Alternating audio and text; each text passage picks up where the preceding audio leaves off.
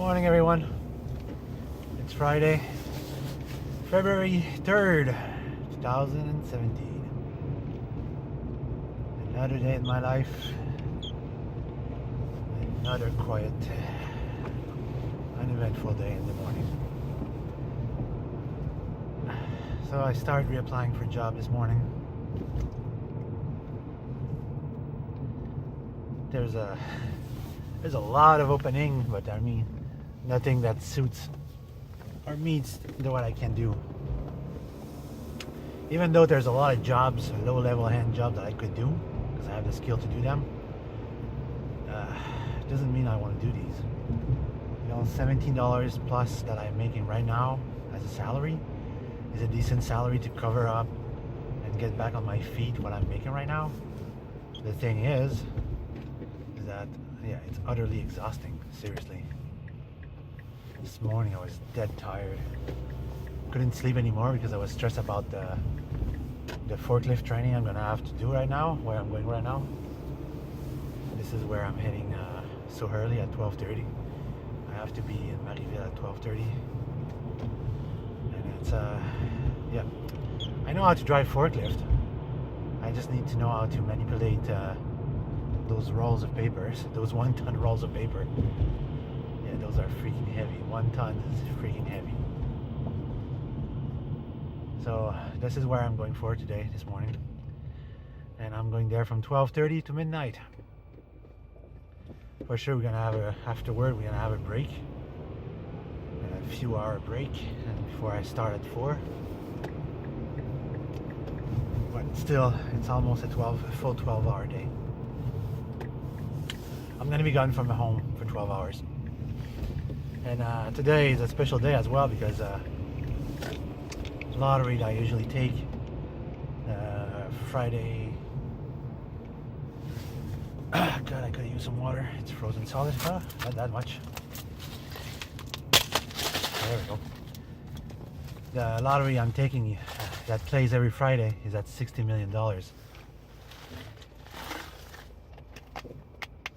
If I could have a share of that, that'd be way satisfying, way gratifying, because I could just take a pause for a couple of months, an unlimited amount of months, and just rest.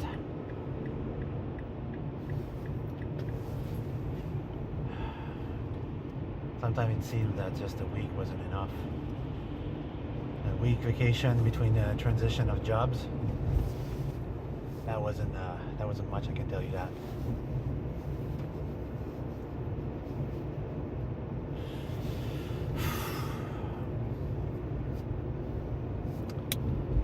So, in regard of time travel, I saw yesterday I got some information that was very interesting. Signals, radio signals, cellular signals, Wi-Fi signals. They are all polluting our atmosphere right now because they are all over the place. There's if you go on Google and you do an image search, what cellular signal and Wi-Fi signal look like if it was visual, you'd be surprised how much energy it gives, how much of it there is. Like we're linked, even my phone as we speak right now is linked with a tower. It's linked with the tower, and that I'm being followed as I'm moving, and probably spied on at the same time as well. But yeah, it's we're being followed, tracked by signals. If you would take a copper wire with a proper antenna, an exposed Wi-Fi antenna or an exposed cellular antenna, and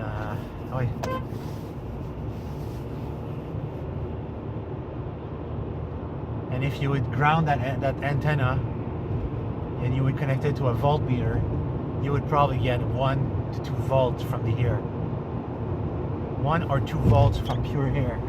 But it's not pure, it's not from the air.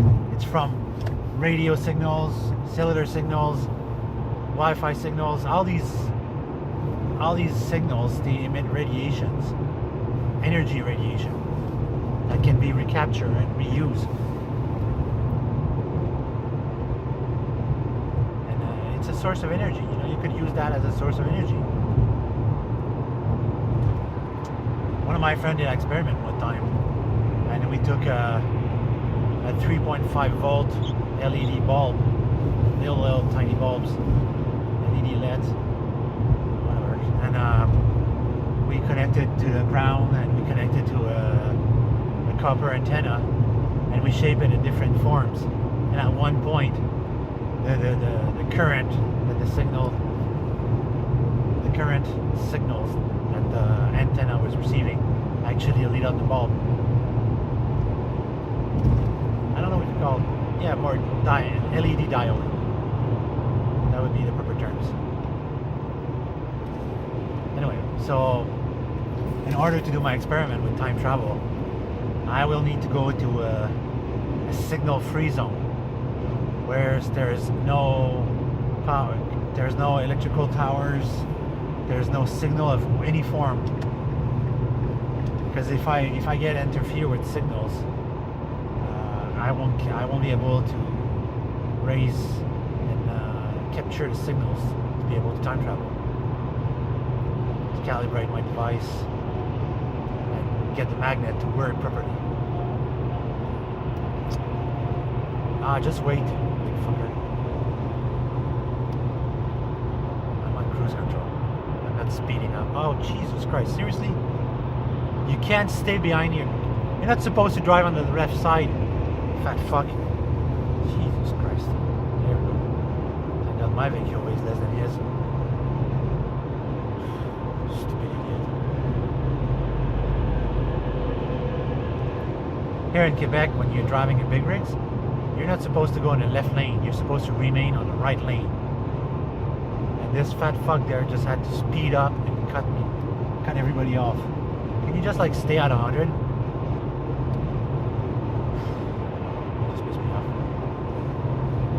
Anyway, so yeah, I'm gonna have to find a signal-free zone. That's gonna be something. Or I could use my experiment into a Faraday cage. That's a nice looking snowmobile. It's a trail one, Tundra. Not very young. I like those types.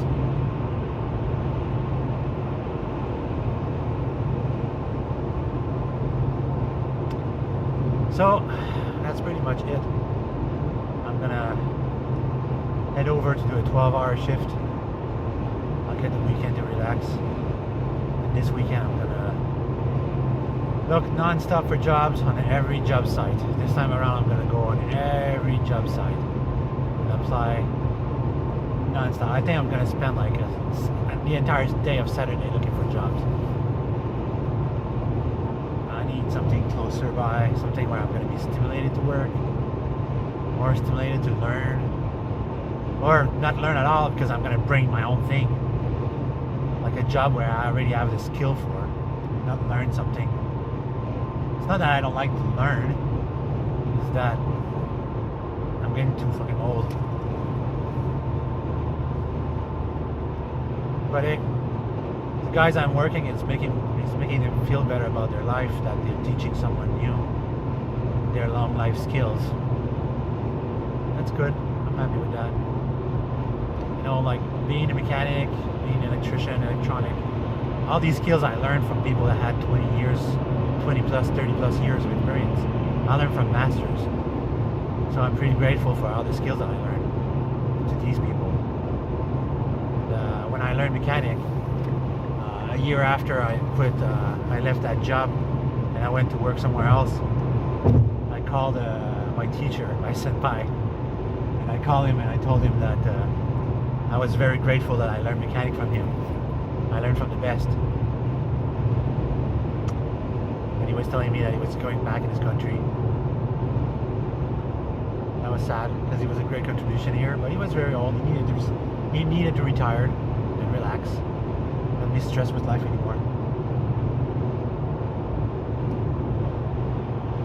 I'd love to do that. tired and not be stressed with life anymore. Going back on adventure, time travel adventure, going from one century to the others. You know, I'm driving on down this highway here, Highway 10, towards Chambly and Maryville, and it's a road I've taken thousands of times in my life. I've been driving for 24 years, and I'm thinking back in 2003 when I drove here with my first time travel experiment, and what was going on in my mind. I was driving my little Ford Tempo with 700 pounds of stuff added to the car, and the car was struggling just to drive. The car was like almost overheating. I was at a good rate of speed, that there was enough cold air coming in the engine that it was cooling off as it was heating up. And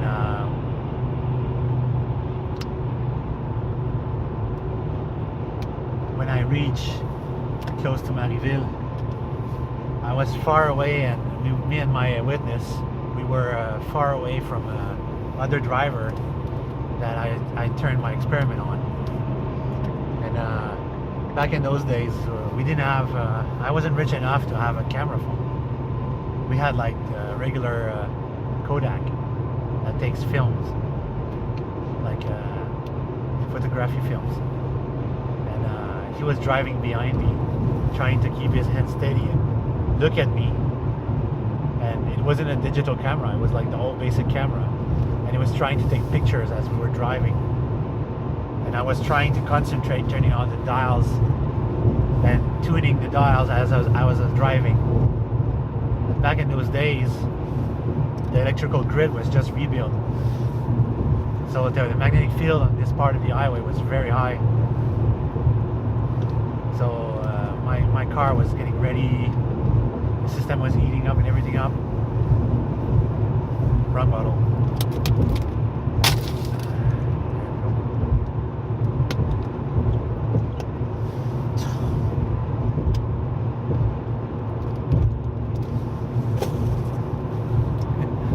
The water just spurs out.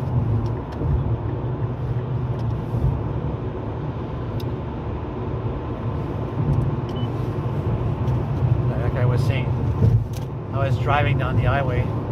I had this thing over my head, which was supposed to capture my train of thought and spiritual energy.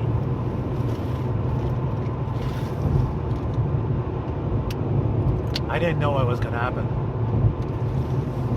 And I had a vague idea of what was supposed to happen. And it wasn't something like Back to the Future. The car was not going to go like sparkly at 88 miles an hour and path to at times. It was basically a reconstruction of the Philadelphia experiment. And okay, I'm going to make this in two parts.